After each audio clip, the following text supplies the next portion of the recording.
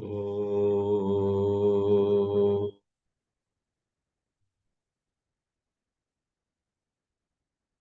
चिन्तयामि हरिमेव सन्ततम् मन्दमन्दहसिताननाम्बुजम् नन्दगोपतनयम् परात्परम् नारदादिमुनिवृन्दवन्दितम् ॐ नमो भगवते वासुदेवाय. In this 12th chapter which we are doing, there is really a wonderful discussion on the two major paths in spirituality, namely bhakti and jnana. Ramana Maharshi used to say there are only two ways to liberation. One is surrender, the second is inquiry. Surrender is how he called Bhakti Marga. Inquiry is how he looked at Jnana Marga. We have Sri Krishna presenting before us the strengths and shortcomings of both these paths of devotion and of knowledge. Let us take up now the Shankara's commentary on the fifth verse. We saw in the fifth verse, was it fifth or sixth? Let me see. Yeah, fifth verse, Sri Krishna made an incisive statement. The difficulties are more, he said, on the path of jnana or knowledge. Difficulties are more. Kleshaha adhika taraha. Adhika itself is a lot, and adhika tara is much more. Avyaktasakta chetasam. Whoever contemplates upon the falsity of all names and forms, whoever contemplates upon the unmanifest, avyakta, unmanifest. For once there is manifestation, there are names and forms, there are colors and sounds, there is touch, there is smell, there is taste. Whereas this nirguna nirakara, which is the object of meditation or contemplation on the path of Jnana Marga, is marked by our mind dwelling upon that which has no form, no name, and therefore avyakta is no other than akshara, no other than nirguna nirakara. Avyakte asakta chetasam jananam sadhakanam kleshaha adhikatara. Why? The one word in the second half holds the key to understand why Jnana Marga is not everybody's cup of tea. The word I am referring to is Dehavadbihi. Literally, Dehavadbihi means for those who have a body. But all of us have body. Jnana Margis also have a body. Therefore, by context, as Bhashyakara makes it clear, it is Deha Abhimana Vadbihi. We have a body, but 1 out of 100 is able to visualize one's own nature as having nothing to do with the body. So, though in the body you see yourself as bodiless, though embodied in a sense, you see yourself as not limited by the physical body. The body is at its place. I am not the body. That kind of negating or dismissing our own body is not easy. For we are so much into body consciousness. In Bhakti Marga, without contemplating upon some bodiless dimension of your existence, holding on to this body idea, you focus on God's form. You don't negate your own form, your own rupam, but you focus on God's form, and then rest of it should happen by God's grace.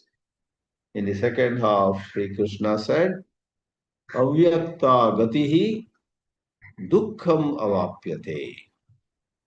The path and reaching the goal, dukkham, are possible with much difficulty for these Jnanamargis, Nirguna, Nirakara, Akshara Upasakas, for they have to rise above the body, whereas majority people have identification with the body. Therefore, once you have identification with the body, you are very concerned how you look. You are concerned about your physical health. You are concerned about your glucose level, your blood pressure level.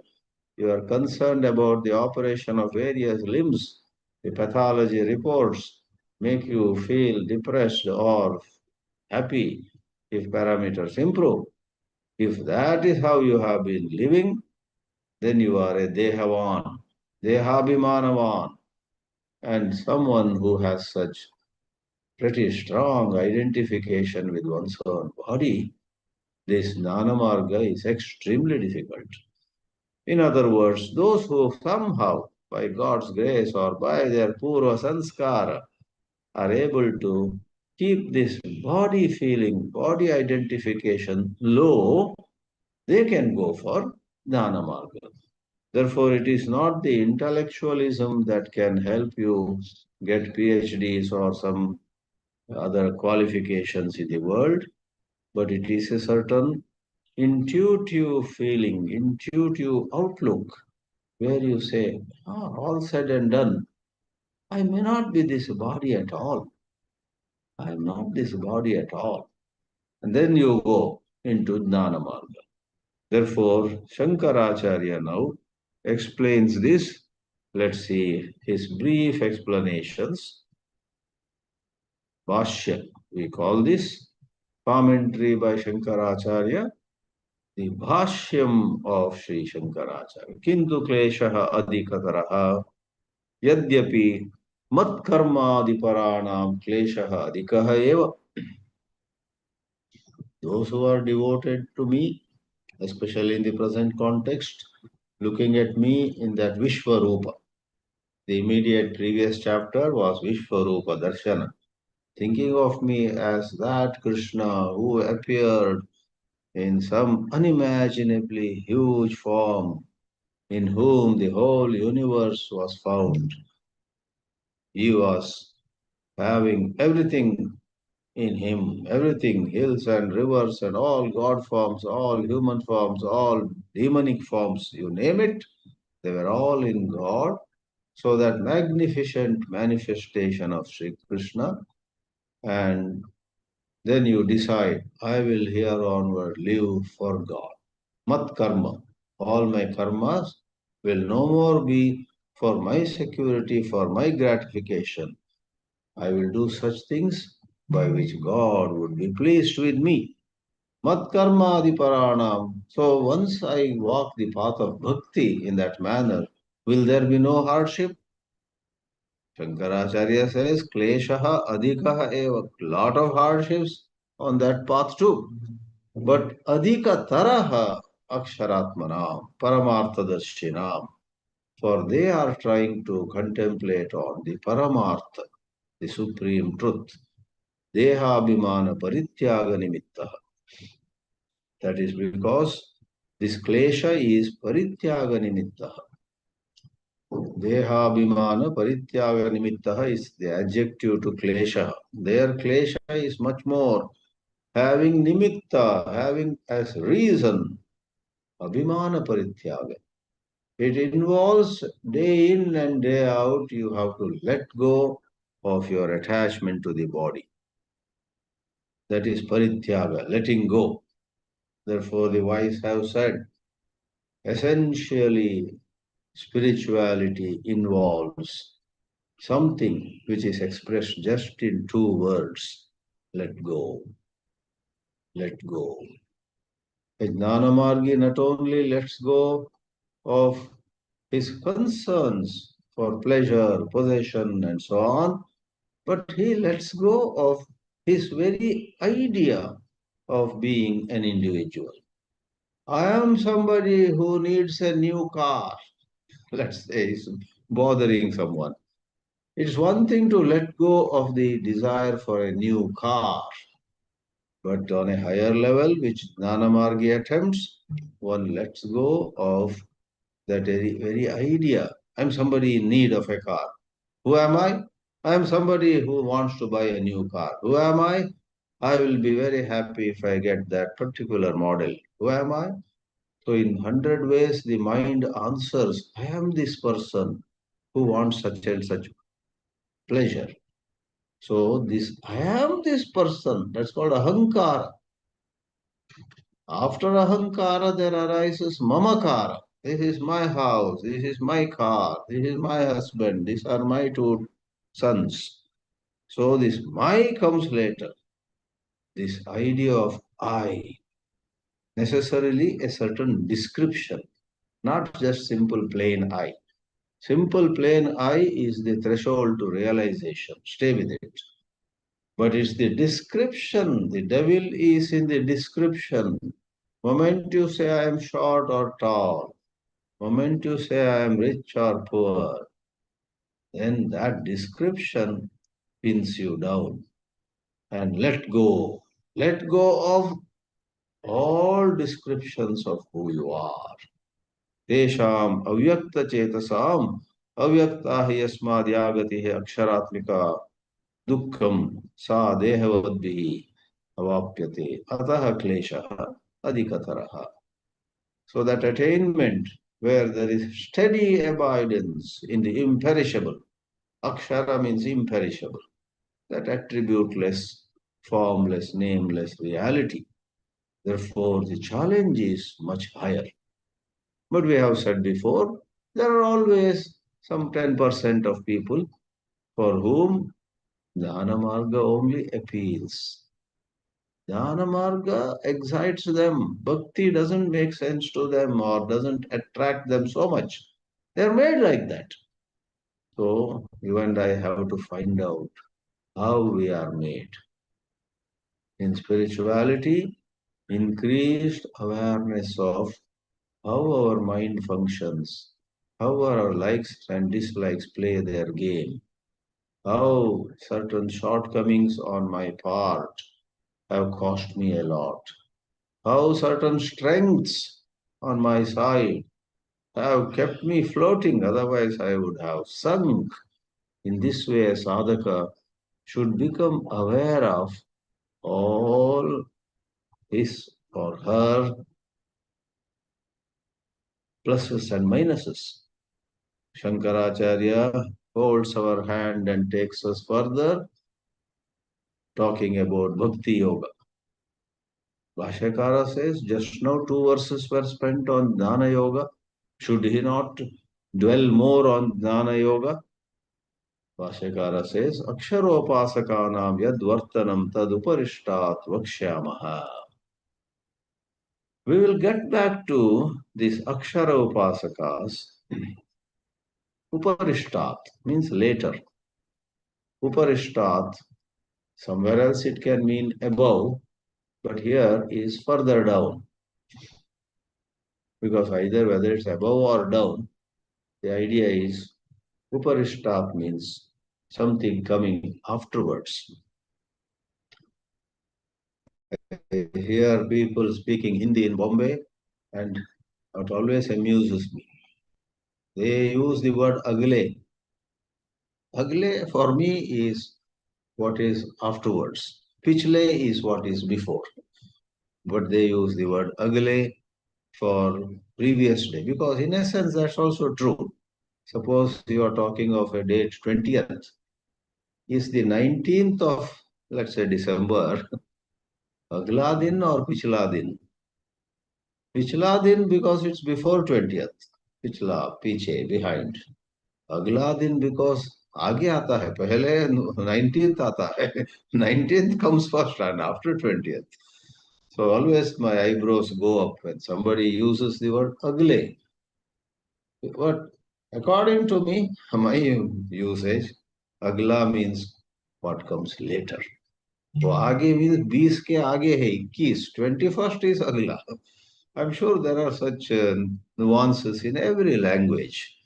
Every language has some words which are used by some people in some way, and for some other people it is something else. Let's once more not make this into a language class, which always is tempting to do. One example you give, you get three more examples in your mind, but then neither the speaker nor the audience want to be carried away by linguistics. So Shankaracharya says, Uparishtat, afterwards. We'll get back to this Nirguna Upasakas, Jnana Margis afterwards. Presently, Sri Krishna wishes to say something very important about Bhakti Margis. And these two verses 6 and 7 are so sweet. Let me tell you, no matter what your sorrow is, what your problem is, no matter what your turmoil and agitation is about, if you take these 6 and 7 and contemplate on them, no matter where you are, in what condition, you may be in some kind of cellular jail of Andamans, now not used, olden days. Or as you know, Nelson Mandela was put in some jail in Robben Island, in the sea, south of Cape Town, for some long years, 27 years or something. Oops. No matter whether you are in a very comfortable seven-star hotel, enjoying the physical comforts there, or you are in some prison being insulted, being given all kinds of manual work and all that. Surrender to God, constant contemplation on God, visualizing an intimate connection with God can make a big difference. Really speaking, therefore, from the spiritual lens, all your complaints are nonsense. Your complaint about this or that is nonsense because the real problem is not that you are in a prison or you are in a palace. The real problem is due to spiritual ignorance. You have distanced yourself from God, which is not the truth. You are ever with God. You are ever, whether you know it or not, a servant of God. Madhvacharya would say you are dasa. Hare he dasaha tvam asi. Do not forget it. Ma vismara. Ramanujacharya says you are so intimately connected to God every moment, and alas, because of your ajnana, you don't know that you are as close to God as a hand is to the body, as the face is to the body. Can the face be 3 feet away from our body? Can our legs be 6 feet away from our body? That is Vishishtadvaita. Just as your limbs are part of the body, you are always an integral part of God. Vishishtadvaita. And Shankaracharya would say, again, due to ignorance, you see a huge distance between God and yourself. Actually, God also is Satchit, existence consciousness. And you are also existence consciousness, Satchit. And as Satchit, God and you are one truth only. Wake up. Wake up from this self-created imprisonment in the body and mind. Therefore, Bhakti Marga, being described in 6 and 7, is an amazing way of re-strengthening, reinstating. Uh, Reinstate, then reinforce. And day and night, think of God. Day and night, reconnect with God. As you reconnect with God, you are already connected, but you don't know. So, what I mean is, you reconnect by taking recourse to right seeing. You are caught in wrong seeing, you are caught in erroneous seeing, you are in asamyak darshana. Get back to samyak darshana. Then, nowhere, wherever you are, you will be at peace. In fact, others will see.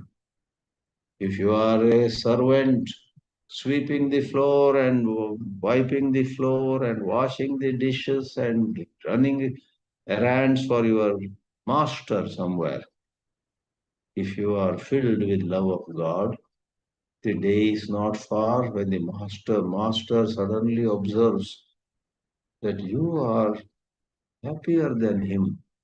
You are filled with certain bliss. There is so much peace on your face. You are doing menial tasks, but there is certain joy in you. And the day is not far when this rich master and his social circle, all of them will recognize. Their recognizing is not important to you, that's a different matter. But the truth is, even stuck with menial jobs, stuck with 16 hours a day, continuous work, no holidays, and such things also, contemplation on God, total surrender to God can awaken the giant in you. So the two shlokas are very pretty. Ye tu sarvani karmani mahi sanyasya matparaha ananyenaiva yogena mam dhyayanta upasate teshamaham samudharta mrityu samsara sagarat भवामि न चिरात् Partha मय्यावेशितचेतसाम्. The sixth, the first of the two, is what we are to do if we plunge into Bhakti Marga. The seventh is what God will do upon finding us walking the path of Bhakti. Sixth verse says, in this world there are a few people who offer everything to me. Sarvani karmani mahi sanyasya. Menial work, servant's job, or you are the CEO of a multinational company, doesn't make any difference. Are you doing whatever you are doing with a spirit of surrender to God? May God be pleased with whatever I am doing. It is for the pleasure of God. Parameshwara Prityartham Idam Karma Karishye goes the Sankalpa in many pujas, rituals. Mamopatta Samasta Durtakshaya Dwara Shri Parameshwara Prityartham Imam Pujam Karishye Imam Japam Karishye and so on. Then one begins. So Sarvani Karmani Mahi Sanyasya and Matparaha, always thinking of God as the Supreme One. Aham paraha yesham te matparaha. And let there be single pointedness in this whole matter. Ananyena eva yogena. Ananyata, single pointedness. Anya means some other. Ananya means there is no other. For me, what matters is God and God only. I live for God. I will die for God. God alone is everything to me. That is a yoga. Mam dhyayantaha.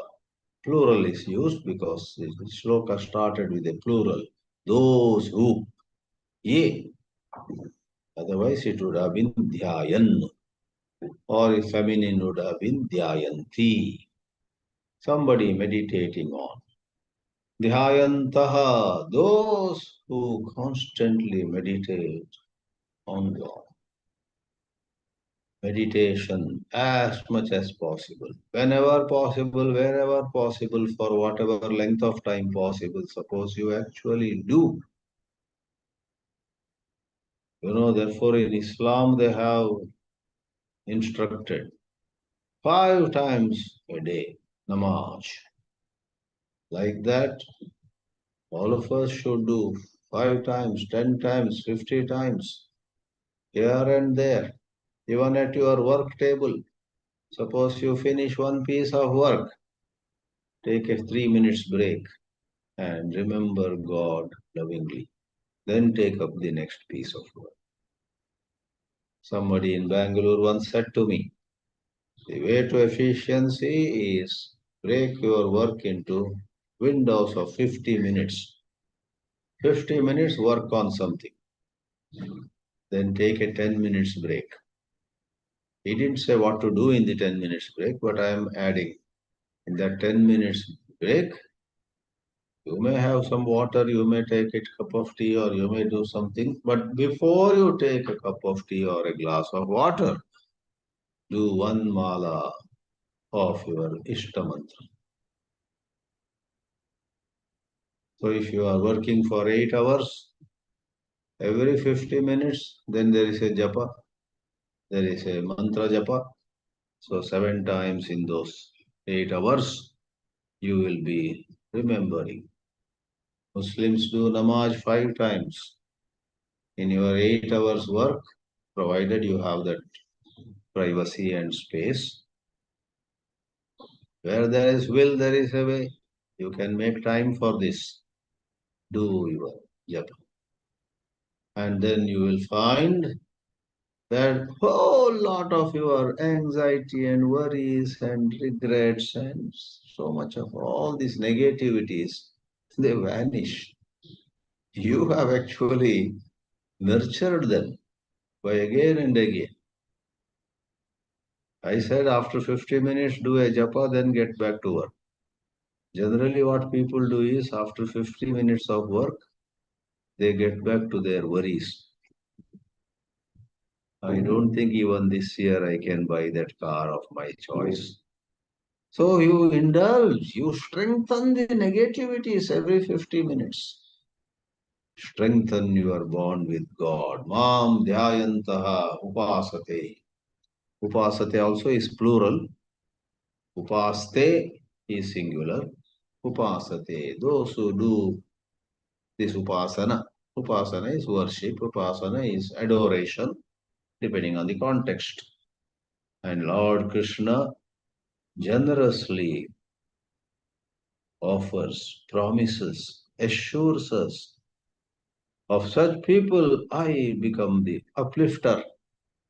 I uplift them. Uddhara itself means lifting. Samuddhara. And the one who does some uddhara is samuddharta. Tesham aham samuddharta bhavami. Watch out if you are repeatedly calling me out. Then I become your savior. In Christianity, they go on repeating, Jesus saves, Jesus saves, Jesus is the savior. That's the spiritual truth which is said in all religions. Whether it's Jesus or Krishna or some other form of God. So it is an error to imagine God in this particular form only, Father in the heaven and Jesus on the earth. No. Why limit God to a particular name, a particular form? In Sanatana Dharma, that is Hinduism, Ananta Nama, Ananta Rupa. God is considered as having infinite names and infinite forms. It doesn't matter Devi or Ganesha, Hanuman or Shri Rama or Krishna. Take a form. For you, in that form, all gods exist. Then you say, you do your sadhana. That form of God which you adored and worshipped and lovingly contemplated upon becomes your samudharta. Lifting from where? Mrityu samsara sagarat. From the ocean. Sagara is ocean of Mrityu samsara. Mrityu yuktaha sansaraha, says Bhashyakara. This worldly living, sansara is worldly living. In this worldly living, one thing that you cannot escape is death. Death, death, death. This morning I got a message at 5:30 a.m. She had hemorrhea, what's that? I'm not pronouncing properly, that brain hemorrhage. She had brain hemorrhage, she fell down and she passed away. Somebody in Chennai. I didn't see the name. My mind went to somebody who was 94-year-old. Oh, that 94-year-old 4-year-old lady finally and went. Then I saw the second message or first message. There the name is given. Someone who was only 63. Oh, so you never know.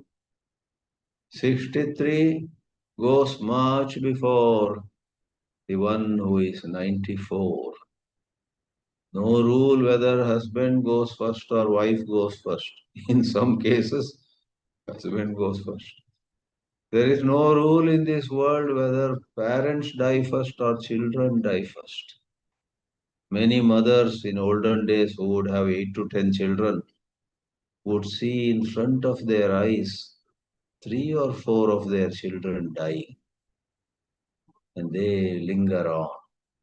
So this worldly life has necessarily death as a part of it.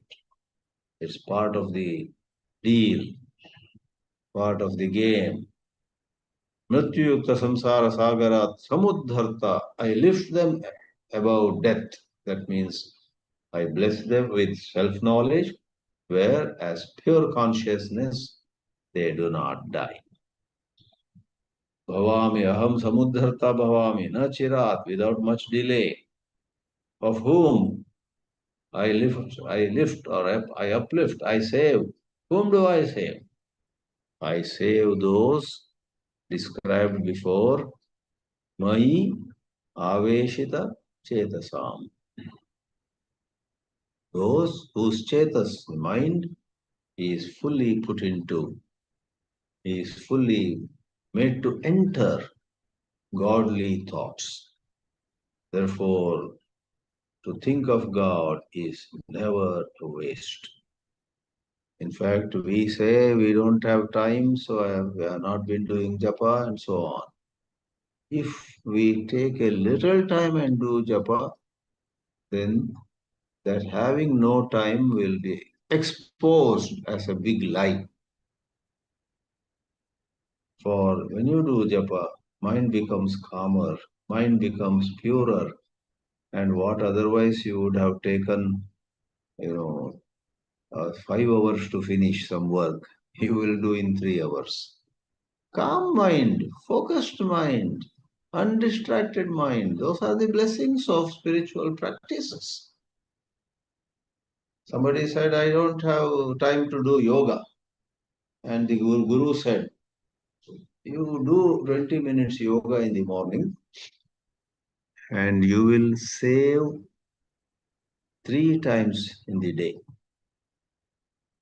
How? 20 minutes you invested, you became more lively, you became calmer, you got better focus thanks to the asana and pranayama, and as a result, at your workplace, let us say, there were certain things to go through and take decisions and sign here, sign there. All that would have taken 3 hours. Thanks to your being lively, you will finish it in 2 hours. So By doing yoga, you lost time or you gain time. The mathematics is very simple. 20 minutes you invested in yoga, 60 minutes you saved during your work day. That means you didn't lose 20 minutes. You gained 40 minutes, and there are so many other benefits. Your boss is happy, people are happy, clients and customers are happy. All that was not possible. All that was not happening when you were skipping your yoga, skipping your morning walk, skipping your pranayama. All you did was 3 cups of coffee and 1 cup of tea in the first 2 hours of your after you woke up. Therefore, somebody humorously said, the sorrow in human life is because of only two mistakes people do. Only two mistakes. Oh, really? What are those two mistakes? They don't do what should be done, and they go on doing what should not be done. In the very first 2 hours of after waking up in the morning, they don't do upper prayers, they don't do asana pranayama, and they should not drink coffee, they should not drink tea so quickly, so soon. They take multiple cups of tea or coffee. So, in countless ways, look within and introspect. You find that in your life too. You do many things which should not be done, and you don't do things that should be done. Acharya Shankara beautifully explains, Yetu sarvani karmani mai ishvare sanyasya matparaha aham paraha yesham te matpara santaha. I explained this Bahuri Samasa already. Those for whom I am supreme are called matpara. In simple English translation, looking at God as above everything else. Matpara. Ananyena eva avidyamanam anyat alambanam. There is no other alambana. Alambana means support. You don't value. Superficially, there are others who support. People support you financially. People give their time and energy to you. People recommend your name somewhere and which will help you in some manner. All of them are on the surface. But in your heart, you know that behind all these people who help me in number of ways, there is God's will. I surrender to God. Anyat alambanam avidyamanam. Vidyamana means existing. Avidyamana, no other support exists. But what about all these people who helped you? Did they not support you? God made them support. And I gladly take their support. I don't turn away anybody who gives, let us say, financial help. I don't say to them, I don't want to take anything from you, I'll take only from God. No, no, that is foolishness. God makes somebody think of helping you financially. God makes somebody come and give voluntary time. God makes somebody make a phone call to someone to help you in some way, recommending. So God makes the rivers to flow, said Eknatheshwaran. He wrote a book titled like that. God makes the rivers to flow. Thus, really speaking, there is no other support. Anyad alambanam na vidyate yesham. So anyad means not other than, I said God, but in the context, Vishwarupam Devam Atmanam Muktva. So it is the pure self which appears as the cosmic form of Sri Krishna. Shankaracharya, being an Advaitic teacher, adds the word Atmanam. Atmanam Muktva Yasya Saha Sa Ananyaha Tena Ananyena Eva Kena Yogena Samadhina. The shloka has the word yoga. And yoga, as you know well, is uniting, is joining. Samadhi also is nothing but the extrovert mind is pulled back and made to unite with the pure self. Therefore, turn inward. If let go was one summary of all spirituality, turn inward is another summary. Two words. What is spirituality all about? Spirituality is about turning within. Turning within. By habit, you turn the television on and with legs up you are watching. Then you say, oh my God, from morning I have not done any japa tapa.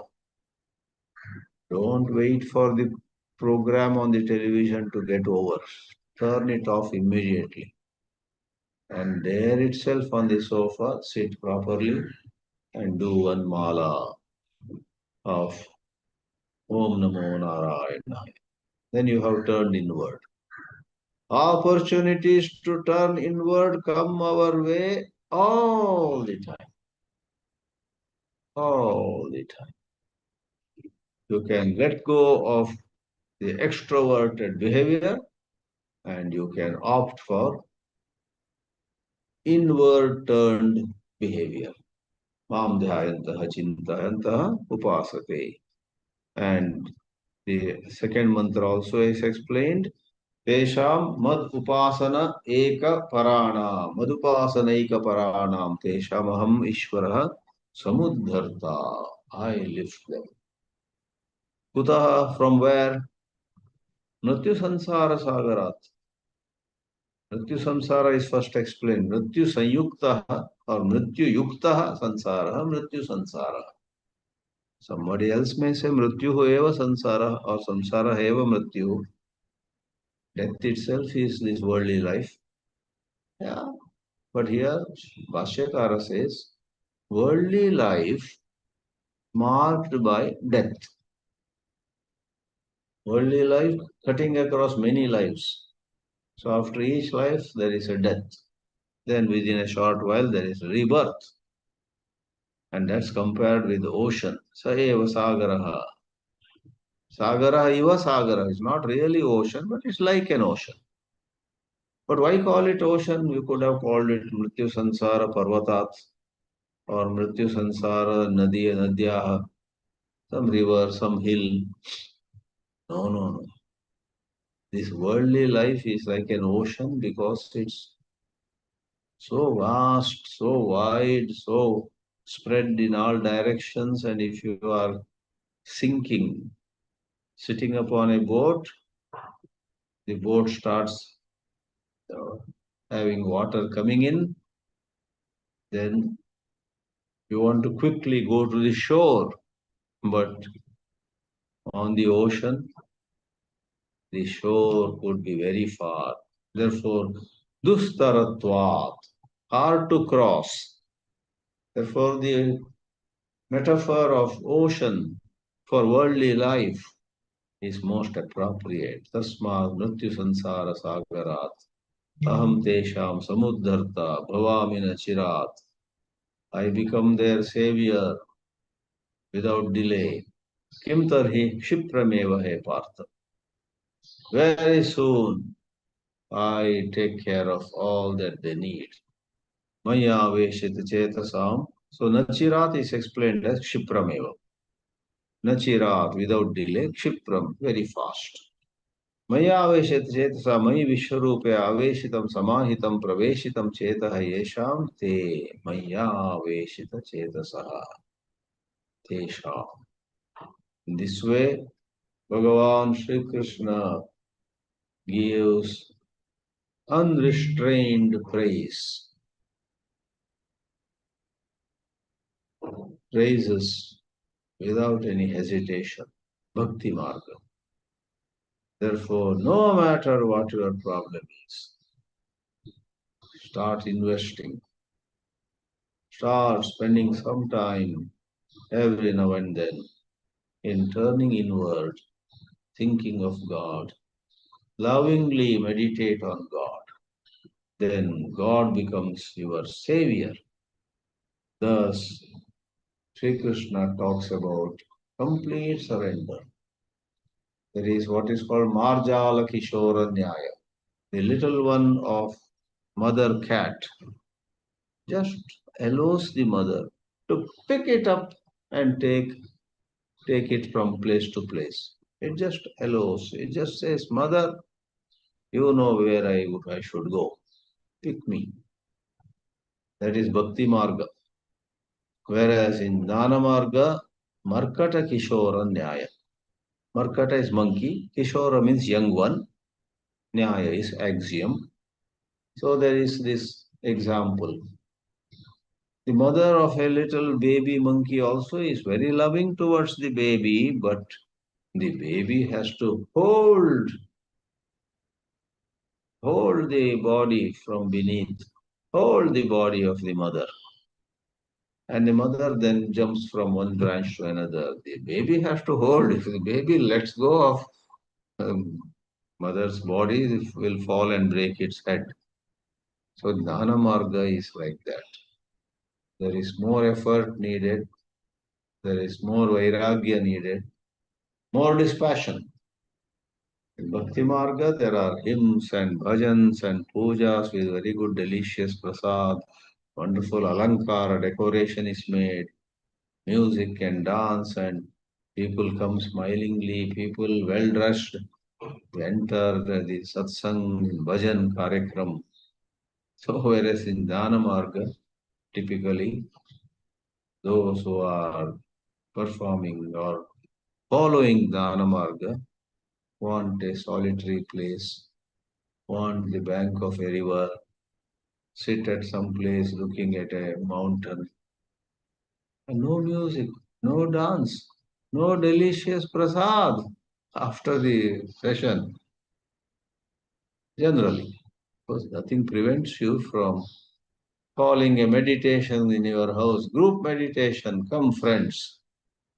And after 20 minutes, half an hour of group meditation, you give them sumptuous meal. Nothing prevents you. But generally, Jnana Marga is a serious affair. Therefore, bhakti is far better. Om Namo Bhagavate Vasudevaya.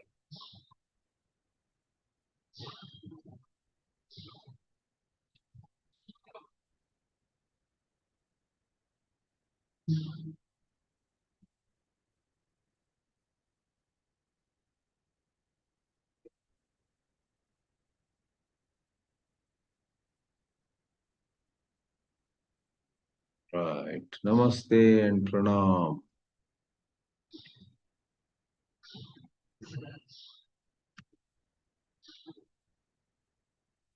So, Hari Om. And there is a question. Body consciousness increases with self descriptive thoughts and puts us in the habit of labeling or judging everything as good or bad, right or wrong. Whole life is spent on judging outer life. Yes, 100% right. Unknowingly, we strengthen our idea, our self descriptions. There was a monk who went to Himalayas. 10 years had passed. He was 63 now. But one morning he was so troubled by a very silly thought. Oh, I am 63, my energies are falling. One mistake I made is I came very late to these Himalayas. I should have come in my 30s or 40s. By the time I came to these Himalayas for sadhana, I was already 53. Che, what a mistake I made. But yeah, that thought, I came late, is strengthening your sense of body identification. The body came late, the personality. Don't describe yourself as the one who made a mistake in 1996, one who made the right thing in 2004. Here I fell, there I rose, here I. Description, picking things from the past. You judge, you pigeonhole yourself, you label yourself good, bad, intelligent, foolish. Hold on. if you do all this, you may do it at places very briefly just to make some mid-course correction in the way you live. But habitually, if you go on describing yourself, you don't know the power of thought. Those thoughts make you terribly bound. So it's true, we spend time in judging, we spend time in judging others, judging ourselves. It's a lot of this psychological baggage happens in this way. I think when we cease to be self-descriptive, we cease to judge others, of course. They are like the two sides of the same coin. I don't label myself as a failure, though just 3 years ago I made some mistake in business. I let go of that thought. It is true I made a mistake and lost 25 lakhs in that transaction. But 3 years have passed, unless necessary. Let me not think of myself. Let me not think of me being foolish, a loser, etc. Then, as you rightly put it, I meet somebody who also lost a lot of money or who went through a divorce and who had to leave his home. Something happened. No matter what happened in his life, you will look at him with love, with goodwill. Even if he raises that topic, you smile and tell him, don't talk about it. Let's enjoy this coffee. So you don't judge him. So when we don't judge ourselves unnecessarily, there are times when we need to reflect, introspect a little, as I told, to make mid-course corrections. Suppose one day you think, I have not been able to get up early because I make the mistake of watching some TV and sleeping at 11:30, 12. Yeah, that's true. So a little reflection and then a decision. Tonight I will sleep at 9:30 itself. Then I will be able to get up early, do some good things in the morning. That's it. Some limited amount of introspection, reflecting is necessary in life. But brooding, and staying caught in those thoughts is the problem. So there is a question. Must we believe that I am not body to get rid of ego associated with the body? What if we say we are infinitely more than the body and mind? Yeah, that is a better way of putting it. I am not the body is no different from saying I am much more than the body. They are one and the same. So Ramana Maharshi says those enlightened people and ignorant people both realize that they are the body. And the enlightened person, the difference is the enlightened person knows I am this body, but one moment, I am not the body only. I am much more. There is a shloka in Saddarshanam, please look up. Ajnasya Vijnasya Cha Vishwamasti Ekasya. There is a shloka. This world, this body, this house, this bank balance, all this will be for an enlightened man also. But the enlightened man does not believe that that is all he is. He knows that he is infinitely more than his bank balance, his physical health, and so on. Right. Last question. Kindly expand on Nachirat Partha. Partha is addressing Arjuna. Oh, Arjuna. Nachirat. See, Chirat means uh, taking time. Nachirat means without taking much time. So Shankaracharya in his Bhāshya wrote, Kshipram, quickly. So Bhavami Nachirat Partha Maya Veshita Chetasam, the second line of the seventh verse. Before long, without waiting for much time, you will see miracles. I'll lift that devotee from the morass of suffering. So Nachirat is to show that not only help comes, help will come pretty early. Yesterday I read a saying by Satya Sai Baba. It was very beautifully put. Something like, if if you are into prayer every day, you will see miracles every day. Get into prayers and then behold miracles. In your life there is no prayer, no meditation, therefore everything seems to be topsy-turvy. So, connecting it here, Nachirat means without delay. Chirat is dheere se, slowly. So that is to further motivate, encourage, inspire Arjuna, and through Arjuna, inspire all of us. Om Namo Bhagavate Vasudevaya.